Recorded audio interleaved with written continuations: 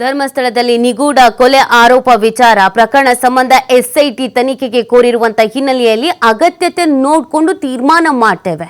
ಬೆಂಗಳೂರಿನಲ್ಲಿ ಗೃಹ ಸಚಿವ ಪರಮೇಶ್ವರಿ ಹೇಳಿಕೆ ಕೊಟ್ಟಿದ್ದಾರೆ.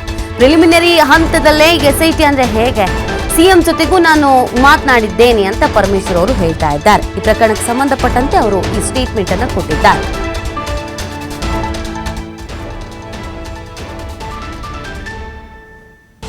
ಪ್ರಕರಣಕ್ಕೆ ಸಂಬಂಧಪಟ್ಟಂತೆ ಎಸ್ಐಟಿ ತನಿಖೆ ಮಾಡಬೇಕು ಅಂತ ಹೇಳಿ ಕೆಲವು ವಕೀಲರ ತಂಡಗಳು ಕೂಡ ಭೇಟಿಯಾಗಿ ಮುಖ್ಯಮಂತ್ರಿಗಳು ಮನವಿಯನ್ನು ಕೊಟ್ಟಿರ್ತಕ್ಕಂಥದ್ದು. ಜೊತೆಗೆ ಪ್ರಕರಣ ಸರಿಯಾದ ದಿಕ್ಕ ನಡೀತಾ ಇಲ್ಲ, ಒಬ್ಬರ ಇನ್ಸ್ಪೆಕ್ಟರ್ ನೇತೃತ್ವದಲ್ಲಿ ಆಗ್ತಿರ್ತಕ್ಕಂಥ ಸರಿ ಇಲ್ಲ, ಹೀಗಾಗಿ ಎಸ್ಐಟಿ ತನಿಖೆ ಕೊಡಲೇಬೇಕು ಅಂತ.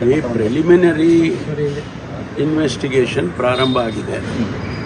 ಅವರು ಸ್ಟೇಷನ್ ಅವರ ವ್ಯಾಪ್ತಿಯಲ್ಲಿ ಬರ್ತಕ್ಕಂಥ ವಿಚಾರ ಇದು. ಅವ್ರು ಕಂಪ್ಲೇಂಟ್ ಕೊಟ್ಟಿದ್ದಾರೆ ಅಂತ ಹೇಳಿ ಅವರು ಯಾರೋ ಅವನು ಹೇಳಿಕೆ ಕೊಟ್ಟಿದ್ದಾನಲ್ಲ ವ್ಯಕ್ತಿ, ಆ ವಿಚಾರದಲ್ಲಿ ತನಿಖೆಯನ್ನು ಮಾಡ್ತಿದ್ದಾರೆ. ಇಲ್ಲ ಇದಕ್ಕೆ ಇನ್ನೂ ಹೆಚ್ಚಿನ ತನಿಖೆ ಅಗತ್ಯತೆ ಇದೆ ಅಂದರೆ ಸರ್ಕಾರ ತೀರ್ಮಾನ ತಗೊಳ್ಳುತ್ತೆ.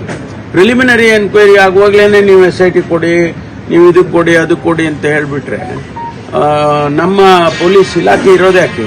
ವಕೀಲರ ತಂಡ ಕೂಡ ಮುಖ್ಯಮಂತ್ರಿಗಳ ಭೇಟಿಯಾಗಿ ಮನವಿಯನ್ನು ಮಾಡಿ ಗೊತ್ತಿದೆ, ನನಗೂ ಗೊತ್ತಿದೆ, ನಾನು ಚರ್ಚೆ ಮಾಡಿದ್ದೇನೆ. ಮಾನ್ಯ ಮುಖ್ಯಮಂತ್ರಿಗಳು ಕೂಡ ಹೇಳಿದ್ದಾರೆ. ಸುಪ್ರೀಂ ಕೋರ್ಟ್ ನಾವು ಅಗತ್ಯಗಳನ್ನ ನೋಡಿಕೊಂಡೇ ನಾವು ತೀರ್ಮಾನ ಮಾಡ್ತೀವಿ.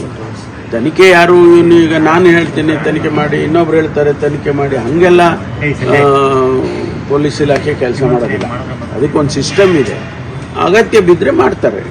ಸ್ಥಳ ಪ್ರಕರಣಕ್ಕೆ ಸಂಬಂಧಪಟ್ಟಂತೆ ಎಸ್ಐಟಿ ತನಿಖೆ ಮಾಡಬೇಕು ಅಂತ ಹೇಳಿ ಕೆಲವು ವಕೀಲರ ತಂಡಗಳು ಕೂಡ ಭೇಟಿಯಾಗಿ ಮುಖ್ಯಮಂತ್ರಿಗಳು ಮನವಿಯನ್ನು ಕೊಟ್ಟಿರ್ತಕ್ಕಂಥದ್ದು. ಜೊತೆಗೆ ಪ್ರಕರಣ ಸರಿಯಾದ ದಿಕ್ಕ ನಡೀತಾ